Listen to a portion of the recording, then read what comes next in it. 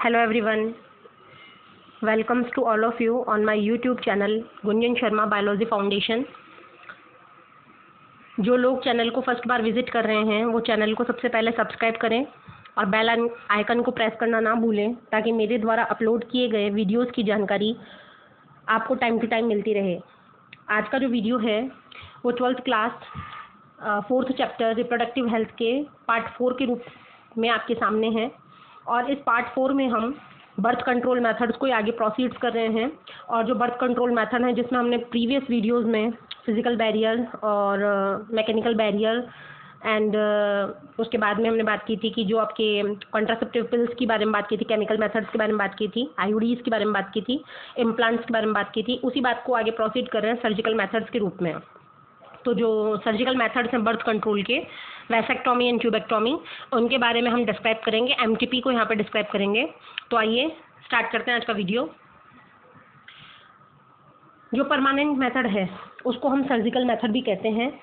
इसको परमानेंट क्यों कहा गया है कि जो मतलब पहले वाले मेथड्स थे वो रिवर्सिबल थे बट ये इरिवर्सिबल होता है। Sterilisation provides a permanent and sure birth control. Sterilisation का मतलब बंध्यकरण, किसी भी मेल या फीमेल को बांझ बनाना या बंध्य बनाना क्या कहलाता है? स्टेरिलाइजेशन कहलाता है।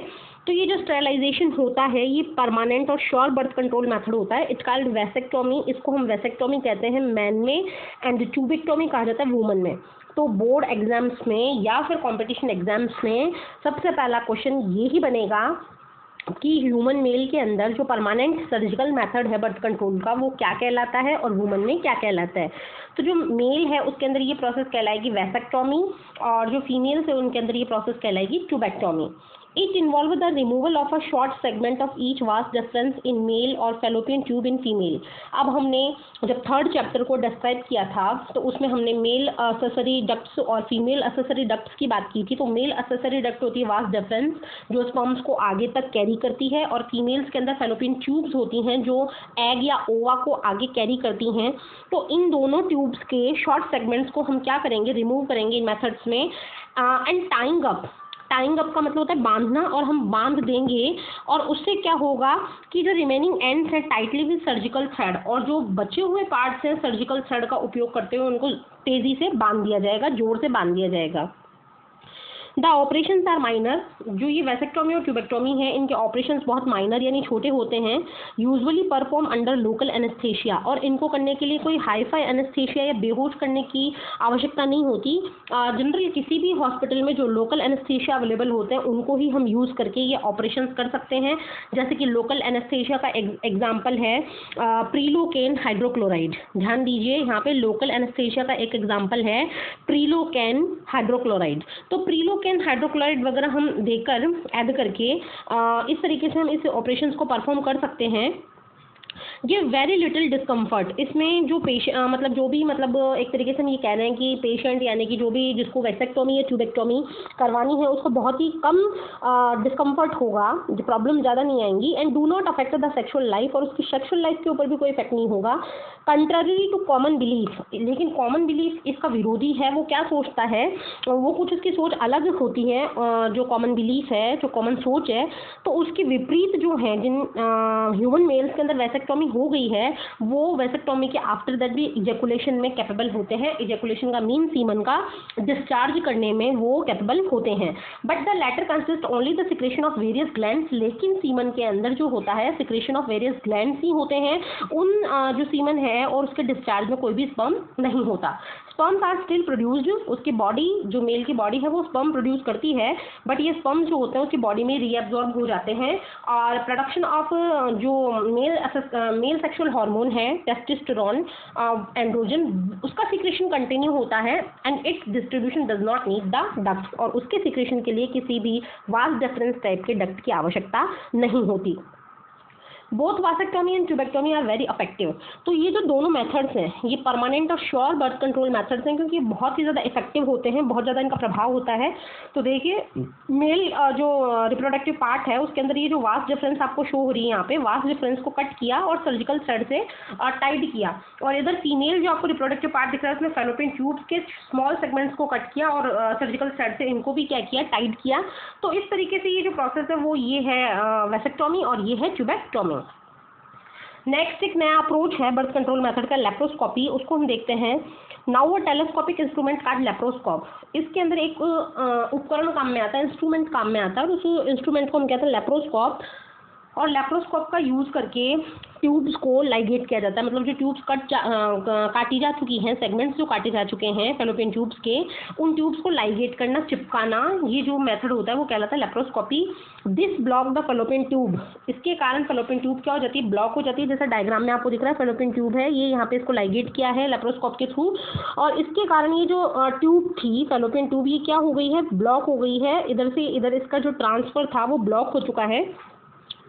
Eggs continue to be produce, ovary के अंदर एग कंटिन्यू प्रोड्यूस होंगे यहाँ पर, बट वो एग्स जो निकलेंगे वो आगे की तरफ पास आउट नहीं हो पाएंगे, but they fail to pass into the uterus, वो यूट्रस में नहीं जा पाएंगे। And sperms fail to reach the eggs for fertilization, और स्पर्म्स जो है वो एग तक नहीं पहुँचेंगे, और इस तरीके से हम फर्टिलाइजेशन की प्रोसेस को बीच में ही रोककर कंसेप्शन को रोक सकेंगे। नेक्स्ट है जो मेन इंपॉर्टेंट पॉइंट है वो है मेडिकल टर्मिनेशन ऑफ प्रेगनेंसी, जिसको हम एमटीपी के नाम से जानते हैं। तो एमटीपी जो होती है वो क्या होती है कि इसमें इंटेंशनल यानी जानबूझकर, वॉल्यूंटरी, सोच समझकर टर्मिनेशन किया जाता है, हटाया जाता है प्रेगनेंसी को बिफोर फीटस बिकम विएबल। और ये कब कर लिया जाता है, जब तक कि फीटस विएबल नहीं होता, उसका पूरा डेवलपमेंट नहीं होता। अनडेवलप्ड कंडीशन में ही फीटस को बाहर की तरफ टर्मिनेट करना, ये जो प्रोसेस है उसको हम कहते हैं मेडिकल टर्मिनेशन। और कभी कभी इसको इंड्यूस्ड अबॉर्शन भी कहा जाता है। इंड्यूस्ड का मतलब हम बाहर से प्रेरित करते हैं ताकि बच्चा अबॉर्ट हो या प्रेगनेंसी अबॉर्ट हो। डायग्रामेटिकली इसमें दिखा रखा है आपको किस तरीके से बाहर अबॉर्ट किया जाएगा।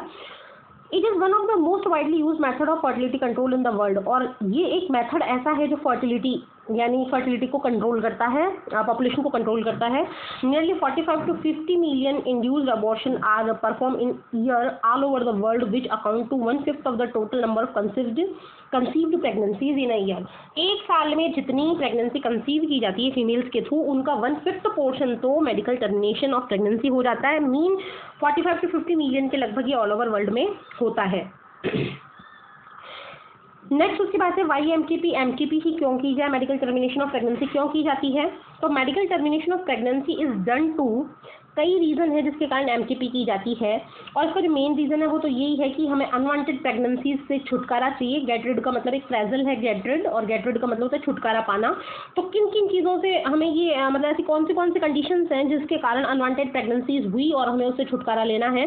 तो या तो कोई कैजुअल अनप्रोटेक्टेड इंटरकॉर्स किया हो, सेक्सुअल जो एक्ट है वो अनप्रोटेक्टेड हो, किसी भी कंट्रासेप्टिव मेथड का यूज़ ना किया हो, या फिर कंट्रासेप्टिव यूज़ तो किए थे कोइटस के दौरान बट वो फेल हो गए। सपोज दैट जैसे कि मतलब हमने जो भी था पीरियोडिक एब्स्टिनेंस का मेथड यूज़ किया, या फिर मतलब विथड्रॉल जो मेथड था उसको यूज़ किया, तो इस तरीके से वो मेथड्स जो थे वो फेल हो गए, जिसके कारण हमें एमटीपी यूज़ करनी पड़ेगी।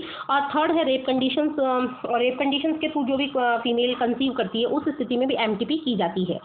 MTPs are also essential in cases where continuation of pregnancy could pose threat of the life of either mother or fetus or both. MTP की इजाज़त जो गवर्नमेंट है वो कब देती है, वो उन केसेस में गवर्नमेंट उनको इजाज़त देती है कि जब फीमेल के लिए प्रेगनेंसी को कंटिन्यू करना उसकी लाइफ थ्रेटनिंग हो जाए, उसके लाइफ के ऊपर बहुत ज़्यादा नेगेटिव इफेक्ट डालने लगे, या तो ऐसा केस मदर के साथ हो या फीटस यानी बच्चे के साथ हो, या फिर मदर और फीटस दोनों की जान को खतरा हो, तो एमटीपी करने की गवर्नमेंट लीगली परमिशन देती है। Government of India legalized MTP in 1971। तो जो गवर्नमेंट ऑफ इंडिया है उसने एमटीपी को, मेडिकल टर्मिनेशन ऑफ प्रेगनेंसी को 1971 में लीगलाइज किया था, आधिकारिक बनाया था, but with some strict conditions. लेकिन कुछ स्ट्रिक्ट कंडीशंस भी उसमें जोड़ी थी ताकि इसका मिसयूज ना हो पाए। Such restrictions are necessary to check indiscriminate and illegal female feticide.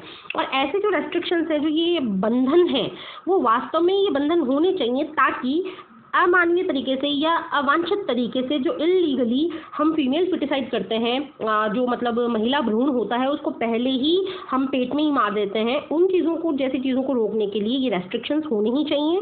और आजकल देखा जाए तो फीमेल फिटिसाइड के जो केसेस हो रहे हैं वो बहुत ज़्यादा बढ़ते जा रहे हैं, तो इनको रोकने के लिए एमटीपी के ऊपर ऐसे रेस्ट्रिक्शंस होने चाहिए। Certain pills also act as abortants. तो ये सर्टेन पिल्स होती हैं, कुछ दवाइयाँ भी ऐसी होती हैं जो एबोटेंट्स की तरह बिहेव करती हैं। एबोटेंट्स का मतलब क्या होता है कि आर्टिफिशियली अबॉर्ट करने वाली। अगर उन पिल्स को खाया जाएगा तो जो कंसीव प्रेगनेंसी होगी वो अचानक से अपने आप ही अबॉर्ट हो जाएगी, तो ये अबोटेंट्स कहलाती हैं। दे फंक्शन बाय इंड्यूसिंग मेंस्ट्रुएशन। जैसे ही ये पिल बॉडी में जाती हैं मेंस्ट्रुएशन को इंड्यूस करती हैं, और मेंस्ट्रुएशन आने के कारण जो इम्प्लांटेड जाइगोट है वो डिटैच होता है, और इम्प्लांटेड फीटस भी जो है एंडोमेट्रियम ऑफ यूट्रस से डिटैच हो जाता है और मेंस्ट्रुएशन के रूप में बॉडी के बाहर आ जाता है। MTPs are considered safe during the first trimester of pregnancy. Most important question है कि MTP कब तक सेफ मानी जाती है, तो याद रखिए first trimester of pregnancy. Trimester का मतलब 3 महीने, और वीक्स की बात की जाए तो 12 वीक्स। ऑब्जेक्शन जो मतलब सॉरी ऑप्शंस के अंदर आपको अगर 3 मंथ मिलते हैं तो आप उस पर क्लिक कीजिए, और 12 वीक मिलते हैं तो 12 वीक पर क्लिक कीजिए, या फिर फर्स्ट ट्राइमेस्टर जो आपको ऑप्शन मिलता है तो उस पर क्लिक कीजिए। ये तीनों ही ऑप्शन आपके लिए दी बेस्ट है, और इस तरीके से MTPs जो हैं वो सेफ मानी जाएगी फर्स्ट ट्राइमेस्टर तक। However, these are much more riskier in second trimester of pregnancy। लेकिन ये सेकंड ट्राइमेस्टर में जाते जाते बहुत ज़्यादा रिस्की हो जाती है। In India majority of MTP are perform illegally by unqualified quacks. In reference to India, generally हम भारत की बात करें तो यहाँ पर जो ये MTPs की जाती है उनको करने के काम जो है वो इलीगली किया जाता है, और इलीगली ये काम करते हैं अनक्वालिफाइड क्वैक्स, जो मतलब बिना पढ़े लिखे जो नीम हकीम होते हैं उनके थ्रू ये काम किया जाता है। दीज आर अनसेफ, ये बहुत ज़्यादा अनसेफ होता है फीमेल के लिए, and may result in the death of the mother. और ऐसे केसेस में मदर की जनरली डेथ हो जाती है। There are movements against induced abortion, और ऐसी चीज़ों के लिए लगातार आंदोलन हो रहे हैं पूरे वर्ल्ड के अंदर ताकि इंड्यूस्ड अबॉर्शंस को रोका जा सके। सिग्निफिकेंस की बात करें, महत्व बताएं कि MTP का महत्व क्या है, तो एक्चुअल में MTP हेल्प करती है getting rid of unwanted pregnancy, जिसको फीमेल नहीं चाहती कि उस प्रेगनेंसी को आगे जो है कंटिन्यू किया जाए, तो ऐसी स्थिति में MTP हमारे लिए सिग्निफिकेंट है। These are also help in getting rid of such pregnancies which may be harmful or fatal to either mother or to fetus or to both mother and fetus। Suppose that कोई fetus है वो पैदा होने के साथ में ही genetically disease लेकर पैदा होगा, या फिर मदर अगर उसकी प्रेगनेंसी को कंटिन्यू करती है तो मदर के लिए वो फैटल होगा या बच्चे के लिए फैटल होगा, या दोनों ही माँ और बच्चे के लिए फैटल होगा, तो उस स्थिति में MTP को करवाना हमारे लिए महत्वपूर्ण रहेगा। MTP is also contribute decreasing the human population, और ये कहीं ना कहीं पर ह्यूमन पॉपुलेशन को डिक्रीज भी करती है। ड्रॉबैक्स की बात की जाए, क्या क्या कमियां हैं MTPs की, तो ड्रॉबैक के रूप में देखें तो MTPs being misused to abort even the normal female fetuses. तो अगर हम देखेंगे तो MTP का एक ही ड्रॉबैक आता है कि MTP के थ्रू आजकल जो लोग हैं वो नॉर्मली जो मतलब फीमेल फीटस होते हैं बॉडी के अंदर उनको भी अबॉर्ट करवा देते हैं। In India it is being illegal perform, और इंडिया के अंदर ये इलीगल है, फिर भी ये परफॉर्म किया जाता है अनक्वालिफाइड क्वैक्स के थ्रू, और अगर ऐसा किया जा रहा है तो वो अनसेफ है, और इसके कारण मदर की डेथ भी हो सकती है। तो thanks for watching today's video. मुझे जहाँ तक आशा है आपको वीडियो पसंद आया होगा, कंसेप्ट्स आपके क्लियर हुए होंगे, तो अपना फीडबैक जो है कमेंट सेक्शन में ज़रूर लिखें, और वीडियो को ज़्यादा से ज़्यादा लाइक करें, शेयर करें, और आगे के जो मतलब चैप्टर है उसको नेक्स्ट वीडियो में हम डिस्कस करेंगे। तब तक के लिए हैव अ नाइस डे।